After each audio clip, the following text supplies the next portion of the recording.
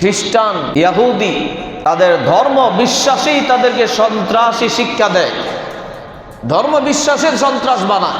আমাদের এই দেশেও খ্রিস্টানরা তাদের খ্রিস্টান ধর্ম প্রচার করে খ্রিস্টান মিশনারি বাংলাদেশ এই সংস্থার মাধ্যমে, আমাদের এই দেশে খ্রিস্টানরা যে সংস্থার মাধ্যমে দাওয়াতি কাজ পরিচালনা করে সে সংস্থাটা হলো খ্রিস্টান মিশনারি বাংলাদেশ। অনেক চুটি বই তারা বিতরণ করে। একটা বই এটাও আছে, আত-তরিক ইলাল জান্নাহ বিনুরিল কুরআন, কোরআনের আলোকে জান্নাতে যাওয়ার পথ। ওই বইয়ের নাম কোরআনের আলোকে জান্নাতে যাওয়ার পথ। এটা খ্রিস্টানদের লেখা। তারা যে জায়গায় জায়গায় ধোঁকাবাজি করে এটা একটা প্রমাণ যে একটা নাম চয়ন করা হয়েছে কোরআনের আলোকে জান্নাতে যাওয়ার পথ। বলেন এই নামটা কোন মুসলমান যদি দেখে তাহলে প্রথমত মুসলমানদের প্রথম ধারণাটা এটা হবে এটা বিজ্ঞ কোন আলেম লিখেছেন, ঠিক কিনা বলেন? কারণ কোরআনের আলোকে জান্নাতে যাওয়ার পথ এটা তিনি লিখতে পারবেন কোরআনের ব্যাপারে যার অগাধ ধারণা আছে, প্রচুর ধারণা আছে, সেই লিখতে পারে। একজন বিজ্ঞ আলেম ছাড়া এটা হইতে পারে না। একজন মুসলমান তো নাম দেখি ধোকায় পড়ে যাবে। তাছাড়া নামটা আরবিতে আত-তরিক ইলাল জান্নাহ বিনুরুল কোরআন, আরবি নামাজ সাথে বাংলা অ্যাড করা। যখন আরবি দেখবে, আরবি দেখলেও স্বাভাবিক মুসলমানদের জেহানে এটা আসবে যে এটা অবশ্যই এটা আলেমেরই লেখা, কারণ এটা আরবি ভাষা। একটা ভাষা দিয়েও তারা ধোকা দিল, আরেকটা হলো নাম চয়ন করে তারা ধোকা দিল। কিন্তু বাস্তবতায় ভিতরে পুরোপুরি উল্টো, ভিতরে পুরোপুরি উল্টো। ভিতরে কি আছে? ভিতরে তাদের বড় একটা আকীদার কথা লেখা আছে। কি লেখা আছে? ভিতরে লেখা আছে পৃথিবীতে সমস্ত মানুষ হলো গুনাহগার। কেন? কারণ প্রথম মানুষ আদম আলাইহিস সালাতু ওয়াস সালাম তিনি গুনাহগার। তাদের আকীদার কথা বলছি। আমাদের আকীদা অনুযায়ী আদম আলাইহিস সালাতু ওয়াস সালাম গুনাহগার নয়, সব ভুলে গুনাহ হয় না। তাদের আকীদার কথা বলছি, খ্রিস্টানদের আকীদা। আদম আলাইহিস সালাম গুনাহগার, উনার থেকে সমস্ত মানুষের জন্ম বিদায় সমস্ত মানুষই গুনাহগার। এই জন্য পৃথিবীতে যত নবী এসেছে সমস্ত নবী গুনাহগার, সমস্ত নবীদের উম্মতও গুনাহগার। যেখানে নবীরাই গুনাহগার, উম্মতটাও গুনাহগার। নাউযুবিল্লাহি মিন যালিক। এটা খ্রিস্টানদের আকীদা। তারা বলেন আল্লাহ তাআলা যখন দেখলেন এই পৃথিবীতে মানুষের ওরসে যত মানুষ জন্মগ্রহণ করবে সব মানুষ জন্মগতই গুনাহগার হয়, নবীরা গুনাহগার, তাহলে উম্মতকে গুনাহমুক্ত নবীরা করবে কিভাবে? এই জন্য খ্রিস্টানরা বলেন আল্লাহ নাকি চিন্তা করেছেন যে আমি এই পৃথিবীতে এমন একজন নবী জন্ম দেব, আমি আল্লাহ নিজে পিতা হয়ে। নাউযুবিল্লাহি মিন যালিক। আল্লাহ নিজে পিতা হয়ে একজন সন্তান জন্ম দিবেন, ওই সন্তান হবে একমাত্র নিষ্পাপ সন্তান, নিষ্পাপ নবী। নাউযুবিল্লাহি মিন যালিক। তাদের ভাষায় হলো ওই নবীর নাম যিশু খ্রিস্ট। যিশু খ্রিস্ট অর্থাৎ ঈসা আলাইহিস সালাতু ওয়াস সালাম। আল্লাহ পিতা হয়ে জন্ম দিয়েছেন। নাউযুবিল্লাহ। খ্রিস্টানদের আকীদা। ঈসা আলাইহিস সালাতু ওয়াস সালাম জন্ম হলো, বড় হলেন। তারা বলতেছেন ঈসা আলাইহিস সালাতু ওয়াস সালাম বড় হয়ে দেখলেন পৃথিবীর সমস্ত মানুষ গুনাহগার,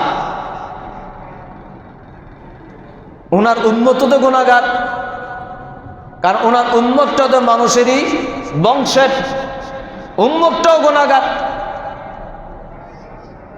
তাহলে এই উম্মতকে গুনাহমুক্ত করার জন্য ঈসা আলাইহিস সালাতু ওয়াস সালাম নাকি আল্লাহর কাছে দোয়া করেছেন, আল্লাহ যারা আমাকে আপনার সন্তান স্বীকার করবে, আমি ঈসাকে আপনার সন্তান স্বীকার করবে, কিয়ামত পর্যন্ত এমন যারা আমাকে আপনার সন্তান স্বীকার করবে তাদের গুনাহের জন্য কাফারা স্বরূপ আমি শুলিতে চড়তে চাই। নাউযুবিল্লাহি মিন যালিক। যারা ঈসা আলাইহিস সালাতু ওয়াস সালামকে আল্লাহর সন্তান মনে করবে, আকীদা বিশ্বাস যাদের হবে, তাদের গুনাহের জন্য কাফারা স্বরূপ ঈসা আলাইহিস সালাতু ওয়াস সালাম শুলিতে চড়তে চায় এবং শত্রুদেরকে সুযোগ করে দেওয়ার জন্য আল্লাহর কাছে দোয়া করেছেন, শত্রুরা যেন আমাকে শুলিতে চড়ায় তাদের গুনাহের কাফারা স্বরূপ। সবগুলি খ্রিস্টানদের আকীদা বলছে, কারণ এগুলো আলোচনা করতে আমাদের মাঝে মাঝে ভয় লাগে, না জানি এটা আমাদের কথা হয়ে যায়, মানুষ আমাদের কথা মনে করে, খ্রিস্টানদের কথা এগুলো। খ্রিস্টানদের আকীদা ঈসা আলাইহিস সালাতু ওয়াস সালামকে বিরোধীরা শুলিতে চড়িয়েছেন। কিয়ামত পর্যন্ত যত খ্রিস্টান আসবে এই আকীদা লালন করবে, ঈসা আলাইহিস সালাতু ওয়াস সালাম আল্লাহ তাআলার সন্তান, তাদের গুনাহের জন্য কাফারা দিয়ে গেছেন ঈসা আলাইহিস সালাতু ওয়াস সালাম। অথচ বাস্তবতায় আল্লাহ নিজেই বলেন ঈসা আলাইহিস সালাতু ওয়াস সালামকে তারা হত্যাও করতে পারে নাই, শুলিত চড়াতে পারেন। ওয়ামা কাতালুহু ওয়ামা সালাবুহু ওয়ালাকিন শুববিহা লাহুম। আল্লাহ তাআলা বলেন খ্রিস্টানরা ঈসা আলাইহিস সালাতু ওয়াস সালামকে হত্যা করতে পারে নাই, শুলিত চড়াতে পারে নাই, বরং তাদেরকে ধাঁধায় ফেলে দেওয়া হয়েছে, ধাঁধায় ফেলা হয়েছে। ঈসা আলাইহিস সালাতু ওয়াস সালামকে বিদ্রোহীরা হত্যা করার জন্য যখন ওনার রোমে ওনার কামরায় প্রবেশ করে, সর্বপ্রথম তাদের যে নেতা তৈতানুস তিনি যখন কামরায় প্রবেশ করেন, আল্লাহ রাব্বুল আলামিন তৈতানুস তাদের নেতা তৈতানুসের চেহারাটাকে ঈসা আলাইহিস সালাতু ওয়াস সালামের চেহারায় রূপান্তর করে দিলেন। ঈসা আলাইহিস সালাতু ওয়াস সালামকে আল্লাহ তাআলা আকাশে উঠিয়ে নিয়ে গেছেন। আল্লাহ তাআলা বলেন, ইয়া ঈসা ইন্নী মুতাওয়াফফিকা ওয়া রাফিউকা ইলাইক। হে ঈসা, আমি আল্লাহ তাআলাই তোমাকে মৃত্যু দিব, দুনিয়ার কোনো মানুষ তোমাকে মৃত্যু দিতে পারবে না।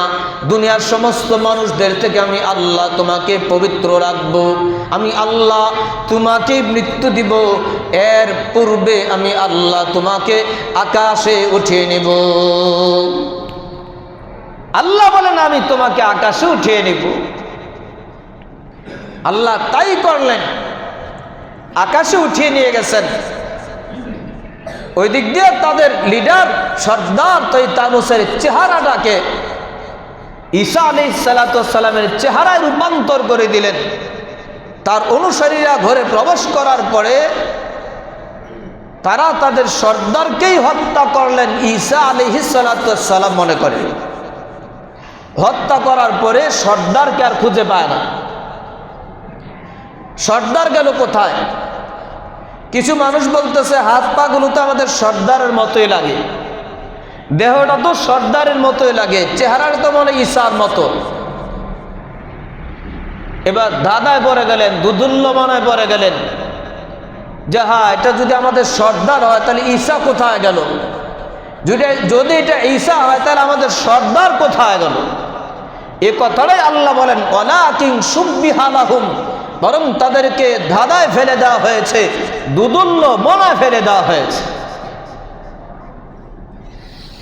ঈসা আলাইহিস সালাতু ওয়াস সালামকে তারা হত্যা করতে পারে নাই,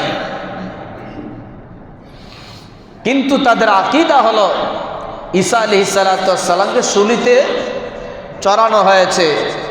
শুলিতে চড়ানো হয়েছে তাদের নেতা কি তৈতানুসকে। তাদের আকীদা ঈসা আলাইহিস সালাম তাদের কিয়ামত পর্যন্ত যত গুনাহ করবে, অপরাধ করবে, ওই অপরাধ গুনাহের কাফারা দিয়ে গেছে। এবার যত গুনাহ করবে, আকামুকাম করবে, কোনো গুনাহ নাই। আচ্ছা বলেন, যাদের এমন আকীদা, যত গুনাহ করবে, অপরাধ করবে, কোনো গুনাহ হবে না, সব গুনাহের কাফারা দিয়ে গেছে ঈসা আলাইহিস সালাম, তারা কি গুনাহ কম করবে? তারা কি জুলুম নির্যাতন কম করবে? কম করবে না। এই জন্যই সারা পৃথিবীতে তারা অরাজকতা সৃষ্টি করে রেখেছে। সারা পৃথিবীতে তারা পাখির মতো মুসলমানদেরকে হত্যা করতেছে, বোম্বিং করে হত্যা করতেছে, গুলি করে হত্যা করতেছে। কারণ একটাই, তাদের ধর্ম বিশ্বাসী তাদেরকে সন্ত্রাস বানায়, ধর্ম বিশ্বাসী সন্ত্রাস বানায় তাদেরকে। অথচ তারা বলি আওড়ায় যে মুসলমানরাই সন্ত্রাস। আমরা মুসলমানরা এত দুর্বল, তারা তাদের যে সন্ত্রাস বলে, এই কথাটার উত্তরটুকু পর্যন্ত আমাদের মুসলমানরা দিতে ভয় পায় যে না, আমরা কিভাবে সন্ত্রাস হই, আমরা কিভাবে জঙ্গি হই, এই উত্তরটাও দিতে পারে না। জি করে চলে আসে। অর্থাৎ সারা পৃথিবীতে তারা সন্ত্রাসী করে, এই সন্ত্রাসের তকমা লাগায় মুসলমানদের উপর। খ্রিস্টানদের ধর্ম বিশ্বাসী তাদেরকে সন্ত্রাসী বানায়। অনুরূপভাবে ইহুদিদের ধর্ম বিশ্বাসই তাদেরকে সন্ত্রাসী বানায়। ইহুদিদের ধর্ম বিশ্বাস হলো,